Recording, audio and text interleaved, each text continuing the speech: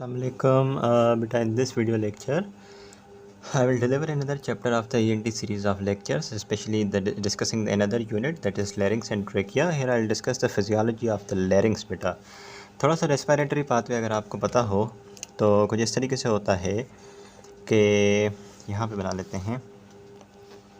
As you know, बेटा, that this is the nose, the nasal cavity, ठीक है.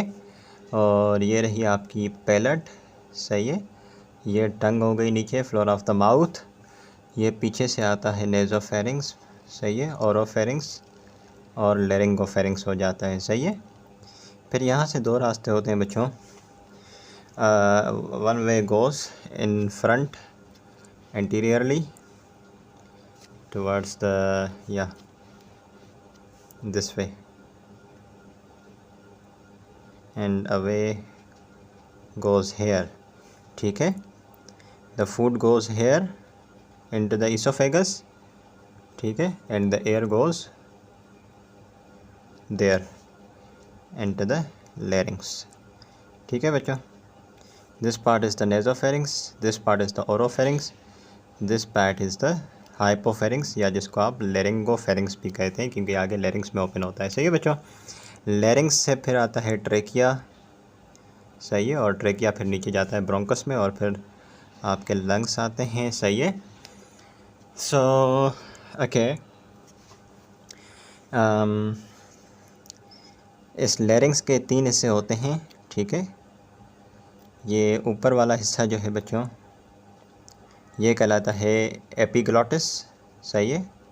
ये कहलाता है बीच वाला ग्लॉटिस, नीचे वाला सब ग्लॉटिस, ठीक है. इन तीनों को मिला के हम बोलते हैं this is your larynx, this is the trachea, right. This is the trachea. So this epiglottis has got really important function. It flaps the food and it throws the food here into the esophagus and prevent the entry of the food into the glottis. Epiglottis का बड़ा ज़बरदस्त role होता है. ये flap होता है एक cartilage का, और ये फ्लैप क्या करता है, फूड को इधर पुश करता है और ग्लॉटिस में आने से रोकता है, ठीक है बच्चा.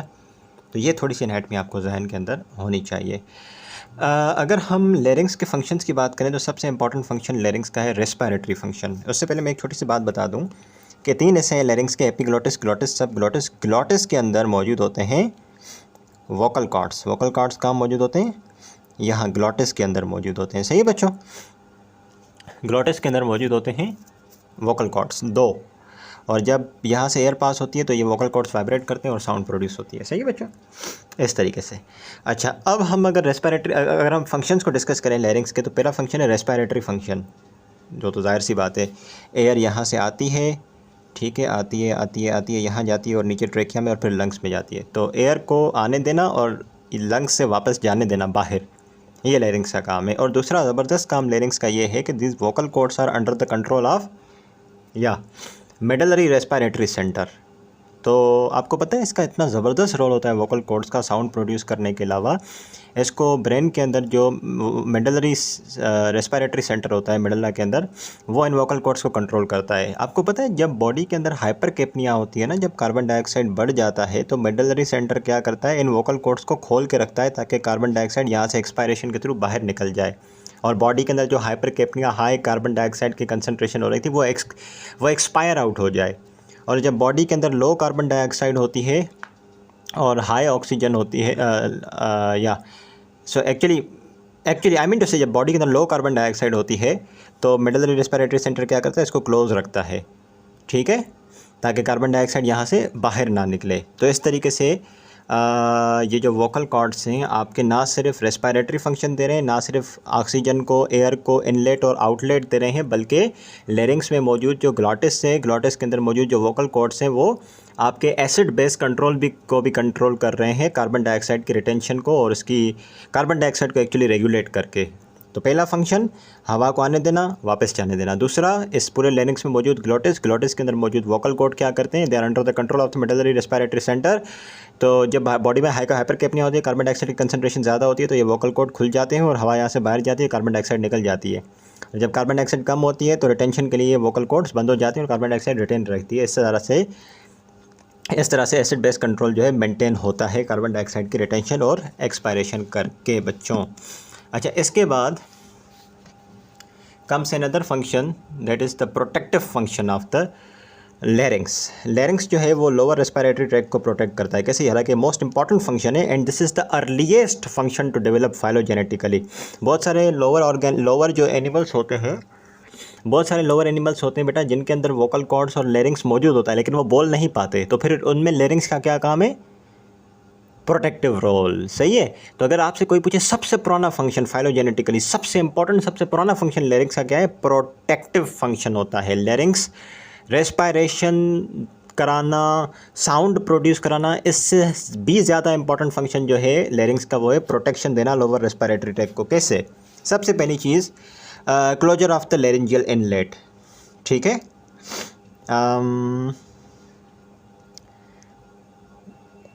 Look what happens during the second phase of the swallowing, ये laryngeal inlet जो है वो क्लोज हो जाता है by the approximation of the airy epiglottic folds with the epiglottis and the arytenoid cartilages। ठीक है या and as a result the epiglottis lies over the closed inlet। तो कहने का मकसद ये है जो सेकंड स्टेज होती है swallowing की, जब फूड ओरोफेरिंक्स से नीचे इसोफेगस में जा रहा होता है तो उस दौरान ये जो लेरेंजियल इनलेट है इसको एपिग्लॉटिस, ठीक है, और उसके अलावा एरिटेनॉइड कार्टिलेजेस, एरी एपिग्लॉटिक फोल्ड्स, ये मिलके इस लेरेंजियल इनलेट को क्लोज कर देते हैं ताकि फूड इसोफेगस में जाए, इधर ना आ पाए। Isn't it a very much protective function? It is. Surgical removal of the epiglottis result in the compromised protection. लेकिन अगर एपिग्लॉटिस को निकाल भी दिया तो ठीक है, प्रोटेक्शन अफेक्ट होगी, लेकिन दूसरी चीज़ें हैं जैसे कि ary epiglottic folds, arytenoid cartilages, vocal cords आपस में अप्रॉक्सीमेट हो जाएंगे। तो अगर फूड लेट सपोज एपिग्लॉटिस में आ भी गया, ग्लॉटिस में आ भी गया, तो नीचे जो वोकल कॉर्ड्स हैं वो बंद हो जाएंगे, वो फूड को नीचे नहीं जाने देंगे। ठीक है। कहने का मकसद ये है कि लेरिंग्स का बहुत प्रोटेक्टिव फंक्शन है। जैसे मैंने बताया सेकंड स्टेज ऑफ स्वॉलोइंग में फूड ओरोफेरिंक्स से इसोफेगस में जाता है, इसके दौरान लेरिंजियल इनलेट क्लोज होता है। लेरिंजियल इनलेट के क्लोज होने के लिए क्या चाहिए? बहुत सारी चीज़ें हैं, एपिग्लॉटिस है, एरिटेनॉइड कार्टिलेज है, एरी एपिग्लॉटिक फोल्ड्स हैं। ठीक है, ये आपस में अप्रॉक्सीमेट करते हैं और ये लेरिंजियल इनलेट क्लोज हो जाता है और फूड इसोफेगस में जाता है, इधर नहीं आ पाता। सही है बच्चों। इसके अलावा ना सिर्फ closure of the laryngeal inlet, closure of the glottis as well. Closure of the glottis कैसे होता है? By the approximation of the true and false vocal cords. ठीक है, और साथ में लेरेंजियल इनलेट भी क्लोज होता है। सही है बच्चों, समझ आई बात? कि पहले तो मैंने बताया कि लेरिंग्स कैसे आपको प्रोटेक्शन दे रहा है, इस इनलेट को क्लोज करके। इनलेट क्लोज होता है किसकी मदद से? एपिग्लॉटिस की मदद से, एरिटेनॉइड कार्टिलेज की मदद से, एरी एपिग्लॉटिक फोल्ड की मदद से। दूसरा, ये लेरिंग्स कैसे प्रोटेक्शन दे रहा है? इस लेवल पे, ग्लॉटिस के लेवल पे दो वोकल कॉर्ड आपस में अप्रॉक्सीमेट हो जाते हैं। तो अगर food let suppose laryngeal inlet से अंदर आ भी गया गलती से, तो यहाँ से जो वोकल कॉर्ड बंद हैं तो कोई रास्ता नहीं है। ठीक है बच्चों। Third very important thing, cessation of the respiration during the second phase of the deglutition. Reflex mechanism होता है, सेंट्रल नर्वस सिस्टम खुद ब खुद रेस्पायरेशन को बंद कर देता है स्वॉलोइंग के दौरान। इस वजह से भी फूड जो है रेस्पायरेटरी सेंटर में नहीं जाता, वो आगे चला जाता है। और चौथा बहुत इंपॉर्टेंट फंक्शन, कफ रिफ्लेक्स। अगर गलती से कोई चला भी जाता है नीचे पार्टिकल ट्रेकिया में, तो कफ जो है उसको बाहर एक्सपेल आउट कर देगी। ठीक है बच्चों। तो रेस्पायरेटरी फंक्शन, प्रोटेक्टिव फंक्शन, उसके बाद कुछ और फंक्शंस हैं, कुछ और फंक्शंस हैं लेरिंग्स के, जैसे कि फोनेशन। जाहिर सी बात है बेटा, आपके लेरिंग्स के अंदर, ग्लॉटिस के अंदर वोकल कॉर्ड्स मौजूद हैं, साउंड बॉक्स मौजूद है। So voice is produced by the vibrating vocal cords and the sound is modified by the amplification from the resonating chamber. Sound बनती कहाँ है? लेरिंग्स में मौजूद, ग्लॉटिस में मौजूद वोकल कॉर्ड्स के अंदर। फिर वो मॉडिफाई कहाँ होती है? रेजोनेटिंग चैम्बर्स में। रेजोनेटिंग चैम्बर्स कौन से हैं? Nose, mouth, sinuses. ठीक है, इस तरीके से। The pitch is controlled by the changes in the length and the tension of the vocal cord. देखो, दो चीज़ें होती हैं साउंड की, एक होती है साउंड की पिच, एक होती है साउंड की इंटेंसिटी। अगर आपके वोकल कॉर्ड की लेंथ ज़्यादा है तो आपके आवाज़ की पिच कम होगी। ठीक है, जो लड़कियां होती हैं या फिर बर्ड्स की चिरपिंग होती है, ऐसी आवाज़ों में पिच कम होती है, यानी कि उनके वोकल कॉर्ड की लेंथ ज़्यादा होती है। सही। इस तरीके से। और अगर आपकी आवाज़ की पिच ज़्यादा है, हायर पिच है, तो मतलब आपके वोकल कॉर्ड की लेंथ कम है। तो वोकल कॉर्ड की लेंथ डिटरमाइन करती है पिच को, सही है। इसके अलावा ओके या if the vocals are relaxed, if the vocal cords are relaxed, so the pitch is less, right? If the vocal cords are tensed, they are tight, so the pitch remains high. So जो खास करके लड़कियां होती हैं जिनकी pitch कम होती है आवाज़ की, बड़ी पतली सी आवाज़ होती है, तो हाई पिच के लिए उनकी बहुत लो पिच होती है क्योंकि उनकी आवाज़ बड़ी तीखी सी होती है। सो लो पिच के लिए आपको क्या चाहिए? वोकल कॉर्ड की बड़ी लेंथ और tight vocal cord. So chirping of the birds, लड़कियों की आवाज़ उनकी पिच कम होती है, सही है। और कम पिच के लिए आपको ज़्यादा बड़ी लेंथ वाला वोकल कॉर्ड चाहिए और रिलैक्स वोकल कॉर्ड चाहिए। सॉरी मैंने टाइट बोल दिया पहले, ठीक है, इस तरीके से बेटा। So I hope this is clear. So the pitch of the sound is controlled by the length and if the vocal cord is relaxed or the tight, and the intensity of the voice is controlled by the amount of air that escapes through the glottis and is directly proportional to the force of the blast of the air. जितनी हवा ज़्यादा बाहर निकलेगी glottis में से मुंह की तरफ जाएगी, उतनी ज़्यादा साउंड की इंटेंसिटी ज़्यादा होगा। मैं हल्का बोलूँ, अगर मैं ज़ोर से बोलूँगा तो ज़्यादा हवा बाहर निकलेगी, ब्लास्ट ऑफ एयर ज़्यादा होगा बाहर की तरफ, तो इंटेंसिटी भी मेरे आवाज़ की। अब देखें, लेट्स सपोज आई से the respiratory function, the protection of the larynx, the phonation of the larynx.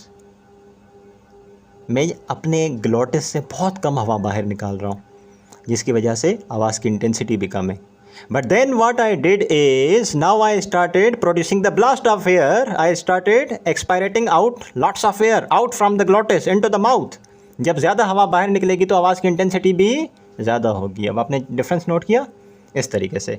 तो इंटेंसिटी किस पे डिपेंड करती है? Amount of air escaping through the glottis.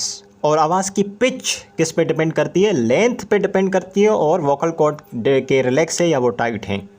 इससे अच्छा बेटा ये फंक्शन कोई नहीं समझा सकता। चलें जी, इसके बाद comes the fixation of the chest, ठीक है। या it's really important function. Let's suppose what actually happens is when you try to increase the intra-abdominal pressure, so by contracting the abdominal muscle, जैसे डेफिकेशन के दौरान, micturition के दौरान, parturition, weight lifting के दौरान, लैरिंक्स क्लोज हो जाता है और नीचे लंग्स के अंदर हवा जमा हो जाती है, ठीक है। देखो ये कहाँ पे समझाऊँ, यहाँ पे समझा देते हैं। एक्चुअली ये आपका एब्डोमेन है, सही है, ये नीचे डायाफ्राम है, ऊपर डायफ्राम है, sorry, and you are actually defecating out. Defecation करने के लिए क्या चाहिए? Intra abdominal pressure. आप अपने एब्डोमेन के मसल्स को बहुत स्क्वीज़ करते हो, कंट्रैक्ट करते हो ताकि अंदर प्रेशर हाई हो और डेफिकेशन हो जाए। तो उस दौरान आप क्या चाहोगे? इंट्रा एब्डोमिनल प्रेशर हाई हो या लो हो? ज़ाहिर है इंट्रा एब्डोमिनल प्रेशर हाई होगा तभी तो डेफिकेशन होगी, मिक्चुरेशन होगी, सही। इंट्रा एब्डोमिनल प्रेशर बढ़ाने के लिए आप क्या चाहोगे? ये डायफ्राम नीचे हो या डायफ्राम ऊपर हो? आप चाहोगे डायफ्राम नीचे हो ताकि एब्डोमेन पे प्रेशर बढ़े और अंदर एब्डोमिनल प्रेशर बढ़ जाए, ठीक है, यही चाहोगे ना। तो अब ये इस डायफ्राम को नीचे रखने के लिए क्या करना पड़ेगा? लंग्स में हवा भरी रहे या लंग्स से हवा बाहर निकल जाए? लंग्स में हवा भरी रहेगी तो ये डायफ्राम नीचे होगा और हवा बाहर निकल जाएगी तो डायफ्राम रिलैक्स हो जाएगा और ऐसा डोम शेप हो जाएगा। तो जब आप इंट्रा एब्डोमिनल प्रेशर को बढ़ाते हो बेटा डेफिकेशन के दौरान, मिक्चुरेशन के दौरान, पार्चुरेशन के दौरान, तो लेरेंजियल इनलेट जो है ना क्लोज हो जाता है ताकि हवा जो है लंग्स में जमा रहे, डायफ्राम नीचे हो, अंदर इंट्रा एब्डोमिनल प्रेशर जो है बरकरार रहे और जो प्रोसीजर है, जो भी चीज़ें हैं, डेफिकेशन, मिक्चुरेशन, पार्चुरेशन, वो सक्सेसफुली हो जाए। सही है बच्चों? ओके, सो या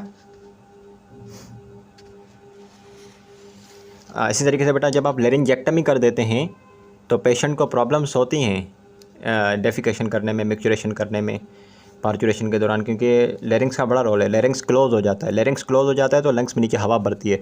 जब लंग्स में हवा जमा होती है तो जो डायफ्राम है वो नीचे होता है, एब्डोमेन को दबाता है, एब्डोमेन दबता है तो उसके अंदर प्रेशर बढ़ता है, प्रेशर बढ़ता है तो मिक्चुरेशन भी हो सकती है, पार्चुरेशन भी हो सकती है। सही है बच्चों? इस तरीके से। So this is all about बेटा this chapter. If you have any question, you can ask me anytime, anywhere. Thank you so much, beta. Class dismissed.